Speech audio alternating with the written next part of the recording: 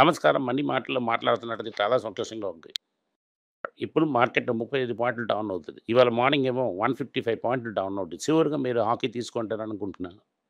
Hockey తీసుకోలేదంటే మళ్ళీ రేపు కూడా ఒక అవకాశాలొస్తాయి. హాకీ డెఫినెట్‌లీ తీసుకోండి. 8,950 అవుతుంది గోల్డ్. రూ. 30 అప్ ఇంకా పెరుగుతుంది. ఎందుకంటే నెక్స్ట్ ఇయర్ యూఎస్ కావాలని 10% కరెక్ట్ అవుతుందని మార్గన్ స్టాన్లీ చెప్తున్నారు. మార్గన్ స్టాన్లీ ఒకటే చెప్పలేదు. బాండ్ మార్కెట్‌లో ఒక క్రాక్ ఉంటుందని జేమీ డైమండ్స్ చెప్పారు. నేనేదో అట్లనే చెప్తున్నానండి. నేను చెప్పానంటే మీకు నచ్చదు. ఇందాక కూడా నేను చెప్తున్నాను. డెఫినెట్‌లీ బాండ్ మార్కెట్‌లో ఒక క్రాక్ వస్తుంది. కాట్ పర్సెంట్ ఏం చెప్తున్నారు? అమెరికా డిఫాల్ట్ అవ్వదు. దాని తాలూకా అప్లికేషన్స్ అంతా ఫుల్‌ఫిల్ చేస్తుంది. సార్ ఎవరు చోట్లో పువ్వు పెడుతున్నారు. నోటు ప్రింట్ చేస్తారా? ఆ నోటేమో మేము తీసుకునేది. ఇదే మీరు చెప్తున్నారు. ఇదంతా చూస్తున్నప్పుడు మనకి చాలా ఛాన్స్ ఉంది. మార్కెట్‌లోని హాకీ తీసుకోవడానికి మార్కెట్ ఎక్కడికెళ్ళదు. 155 పాయింట్లు డౌన్ చేసి మళ్ళీ 160 పాయింట్లు పెంచినా కూడా మళ్ళీ 4 కూడా పడుతుంది డమాలని. 4 ఇళ్ళనే 4 కూడా పడుతుంది. ఎందుకంటే మార్కెట్ ఎలానే గ్రూమీగానే ఉంది. విక్టెడ్ 2 జూన్ 5థ్‌లో వస్తుంది. అందులో జపాన్‌లోనేమో రికెల్ ముంచి పుసేయడానికి చాలా ఎఫర్ట్స్ తీసుకున్నాడు. వింటెంట్ అవుతున్నది చాలా ఎక్స్‌పెన్సివ్. పక్క దగ్గరికి వెళ్ళకండి. ఇదవుతుంది ఇంటర్నేషనల్ న్యూస్. దీని తర్వాత ఇండియా న్యూస్ గురించి తిరుగుతాం. ఇండియాలోని మన డెఫినెట్‌లీ నా తరక పటాస్ నుంచి కొన్ని స్టాక్స్‌ని ఇవాళ హాకీ తీసుకుంటారు. ఇవాళ ఎస్పెషల్లీ టాటా మోటార్స్ తీసుకున్నారంటే రికార్డ్ డేట్ అవుతున్న జూన్ 6. ఈరోజు రేపు తీసుకున్నారంటే మీకు రూ. 6 డివిడెండ్ కూడా వస్తుంది. అది కూడా మీరు సబ్‌ట్రాక్ట్ చేసుకోవచ్చు. అది గాని మీ తరక ఇంట్రెస్ట్ ఉన్నారంటే. ఉన్నా కూడా అది మంచి కంపెనీ. ఈ వర్షంలో నేను మహీంద్రా అండ్ టాటా ఏమో ఎబిటా పాజిటివ్ అయిపోతుంది. దానిలోని ఈవీ బిజినెస్ సెపరేట్‌గా ప్రాఫిటబుల్ చేస్తారు. అలాగని చెప్తున్నారు. ఇదవుతుంది ఫస్ట్ న్యూస్. విన్‌ఫాస్ట్ ఏం చెప్తున్నారంటే ఇండియాలోనే పూర్తి దగ్గరేమో $2 బిలియన్ ఇన్వెస్ట్ చేసి ఆంధ్రాన తెలంగాణ దగ్గరికి వెళ్తాం. అది కూడా మేము పెద్ద ఎంట్రీ ఇస్తాం అక్కడ. విన్‌ఫాస్ట్ ఎంత దూరంలో చేస్తారని నాకు తెలీదు. కానీ బీవైడీ లాంటిది ఒక చీప్ కారు. ఎలాగెళ్తుందనే మనం చూసుకొని వెళ్తాం. అదే సమయంలోని యూనియన్ మినిస్టర్ ఏం చెప్తున్నారంటే టెస్లా ఏమో ఇండియాలో మ్యానుఫ్యాక్చర్ చేయడం లేదండి. ఇక్కడ మ్యానుఫ్యాక్చర్ ఉంది. ఇక్కడ కారు అమ్మడం కూడా ఎలక్ట్రిక్ 1, 2 కారు తీసుకుంటారు. పెద్దగా బ్రేక్ త్రూ అవ్వదు ఇండియాలోని. టెస్లా కారు ఇండియాలో అమ్మలేదంటే చాలా కష్టం. వాళ్ళు రాకుండా ఉండడమే వాడికి మంచిది, నాకు మంచిది. ఇన్‌స్టాస్ ఏమో టైర్ 2, టైర్ 3 దాంట్లో డీలర్స్ అపాయింట్ చేసి అక్కడే ఈవీ డిమాండ్ వస్తుందని చెప్తున్నారు. ఓవరాల్ ఈవీ మంచిగా చేస్తుందని అనుకుంటున్నారు. టీవీఎస్ తరక సేల్స్ మే మంత్‌లోనే 17% అయింది ఇయర్ ఆన్ ఇయర్. అదే సమయంలో బజాజ్ తరక సేల్స్ ఏమో 8% పెరిగింది. ఇది 2 ఒకలాగే బాగుంది. కాకపోతే ఓవరాల్ సేల్స్‌లోని ఎక్స్‌పోర్ట్ పెరిగిందా? ఇండియాలో లోకల్ సేల్స్ పెరిగిందని తర్వాత తెలుస్తుంది మనకి. దీని ఓవరాల్ ఏమో ఇండియాకి ఇది ఒక మంచి న్యూస్. దట్ ఈస్ ఈ టాప్ 3 కంపెనీస్ అన్నీ కంట్రోల్ చేస్తాయి ఈవీ మార్కెట్‌ని. ఇందులో ఏంటి తేడా లేదు. ఓలా, సోలా ఏమో క్లోజ్ చేసిన టైం వచ్చేసింది. ఎప్పుడు మోస్తారన్నది క్వెషన్. ఎనీవే డబ్బులేసిన అందరూ వైట్ కోట్ తల మీదేసుకొని కృష్ణ రామ గోవింద అని చెప్పేసి ఉండవలసిందే. నెక్స్ట్ న్యూస్ అవుతున్నది ఆటో సేల్స్. ఒక మాసం చూసారంటే car sales flat.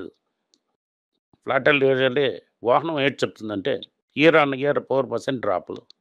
Last year 3 లక్షల బండి అమ్మారంటే ఈ ఇయర్ 2,85,000 బండ్సే అమ్మేది. ఓవరాల్ మార్కెట్ ఏమో లెగడం లేదు. ఐసీయూలో ఉంది. ఇప్పటికి అది పైకి రావ కష్టం.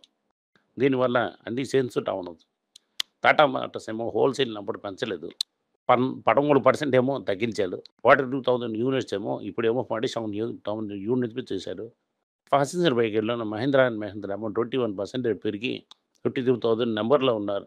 ఐసిఆర్ ఈవీ పోర్ట్‌ఫోలియో మంచి డిమాండ్ ఉంది. వాహనం పీవీ రిజిస్ట్రేషన్ ఏమో 25% పెరిగింది అంటున్నారు. టొయోటా ఒక 22% గ్రోత్ ఉంది. మారుతి సుజుకి, హుండా ఏమో మే నంబర్స్ ఏమో తవా చెప్తాయని చెప్తున్నారు. ఓవరాల్ చూసారంటే హోల్సేల్ మార్కెట్‌ని డంప్ చేశారు కానీ రిటైల్ మార్కెట్‌లో పెద్దగా గ్రోతే లేదు. స్మాల్ కార్స్ ఏమో 8-10% గ్రోత్ అవ్వలేదంటే ఇంక పెద్దగా రిజల్ట్స్ అంత రాదు. కింద పడితే పడుతూనే ఉంటుంది. మార్కెట్ గ్రో అవ్వాలంటే స్మాల్ బిజినెస్ గ్రో అవ్వాలి. స్మాల్ బిజినెస్ గ్రో అయిందంటే స్మాల్ కార్డ్ సేల్స్ ఇంక్రీజ్ అవుతుంది. ఇవి చూసారంటే స్మాల్ కార్ కొనడానికి ఎవరు రావడం లేదు. ఇది మార్కెట్‌లో హెవీ ప్రెషర్‌గా ఉంది.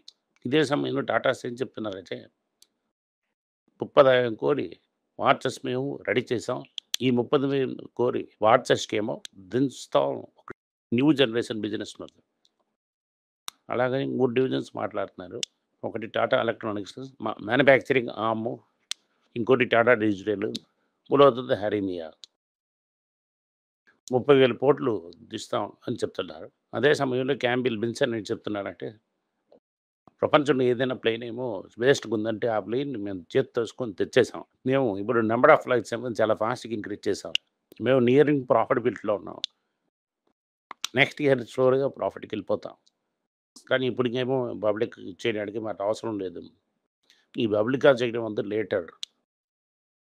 ఇప్పటికి అది డబ్బులు అవసరం లేదు. శీఘ్రంగా మేము ప్రాఫిటబుల్ అయిపోతాం. అవును. మళ్ళీ ఇతను ఒక ఇంటర్వ్యూలో చెప్తున్నారు. అయినప్పుడు కూడా వాళ్ళు కొంచెం క్యాష్ మించడానికి ఉన్నది. అలాగని టాటా అండ్ సన్స్ చెప్పారు. క్యాష్ అది ఇస్తారని నేను నమ్ముతున్నాను. ఎందుకంటే టాటా ఎలక్ట్రానిక్స్ డెఫినెట్‌లీ క్యాష్ కావాలి. టాటా డిజిటల్‌లో ఒక కొత్త సీఈఓ వస్తారు. దాంట్లో కూడా ఏం చెప్తున్నారంటే కొన్ని విషయాల్లోని వాళ్ళేమో గ్రోత్ అండ్ జెస్టేషన్ పీరియడ్ ఎక్కువగా ఉండాలంటున్నారు. ఈ ఎలక్ట్రానిక్స్ అండ్ టాటా డిజిటల్ ఏమో టాప్ 10లో వచ్చింది. ఎన్ చంద్రకిరణ్ చెప్తున్నారు కోర్ బిజినెస్ ఫోకస్ ఉండాలి అండ్ కొద్దిగా షార్ప్‌గా ఉండాలి. దానివల్లేమో టాటా కెమికల్ నుంచి వాళ్ళు రిజైన్ అయిపోయారు. అలాగని చెప్తున్నారు.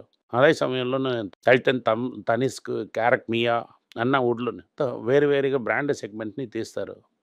మియా షోరూమ్ వేరేగాని నేను చూశాను నిన్న. అలాగనే మియా వేరేగా, క్యారెట్ వేరేగా, తనిష్క్ వేరేగా, మళ్ళీ వేరు వేరుగా పాత ప్లేస్‌లో తీస్తున్నారంటే సుమిటోమో మిక్సింగ్ బ్యాంకింగ్ కార్పొరేషన్ ఒకళ్ళు వేరుగా ఓన్లీ ఆన్ చేయడానికి పర్మిషన్ ఇయ్యండి అని అడుగుతున్నారు.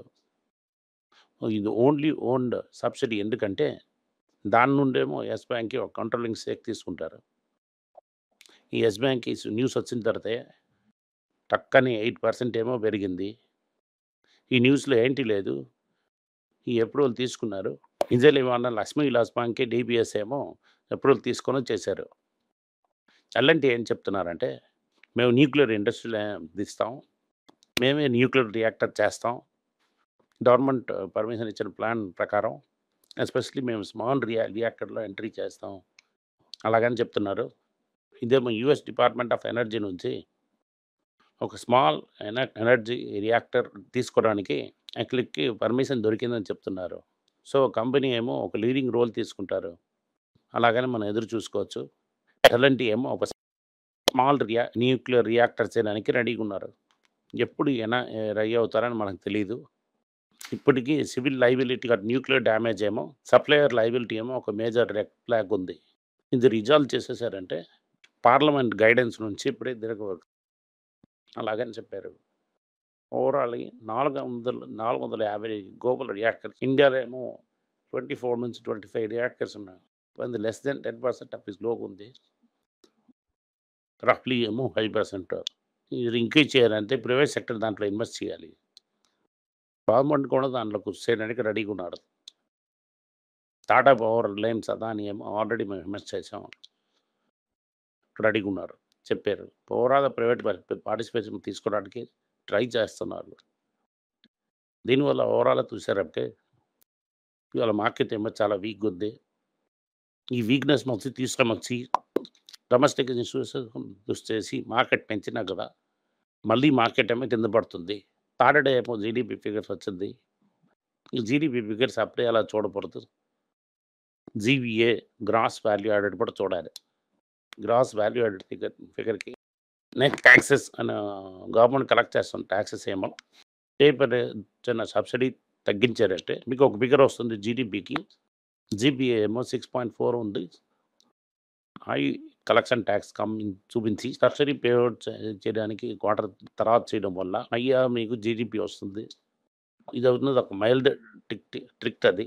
జేడీ అవుతున్నది actual number. High tax and లో సబ్సిడీ ఎక్కడికి తీశారంటే 7.4 నుంచి 6.4కి దిగుతుంది. 6% అవుతున్నది జీడీపీ.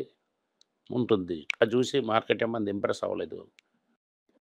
ఐడీఎఫ్‌సి ఫస్ట్ బ్యాంక్ మిగతా అందరూ ఏం చెప్తున్నారంటే కరెన్సీ మార్కెట్‌లోని ఓవరాల్ ప్రెషర్ ఉంటుంది. మార్గన్ స్టాన్లీ 9% మన తీసుకుంటారు. డాలర్ డాలర్ అని చెప్పడానికి ఫ్రైడే మీటింగ్‌కి ఆర్బీఐ రేట్ కట్ చేయడం ఉండడం వల్ల షార్ట్ టర్మ్‌లోనే 86.5 నెక్స్ట్ ఇయర్ 87కి వెళ్ళిపోతుందని చెప్తున్నారు. నాకు చూసారంటే చాలా పెసిమిస్టిక్‌గా చెప్తున్నారు. ఇప్పుడేమో జ్వరం రోల్ చేసి ఇవాళ రేట్ మళ్ళీ కట్ చేశారంటే రూపాయి ఇమ్మీడియేట్‌లీ పడాలి. ఐడీఎఫ్‌సి ఫస్ట్ బ్యాంక్ రిపోర్ట్ ఏం చెప్తుందంటే నెక్స్ట్ షార్ట్ పొజిషన్ ఏమో $85 బిలియన్ ఆర్బీఐకి అది మెచ్యూరిటీకి వచ్చేసింది. ఆర్బీఐ ఏమో $85 బిలియన్ చెక్ పెట్టారు. ఈ $85 బిలియన్ కంపల్సరీ చేయడానికి ఆర్బీఐ ఓపెన్ మార్కెట్‌లో ఫారెస్ట్‌లో తీసుకుందా లేదా?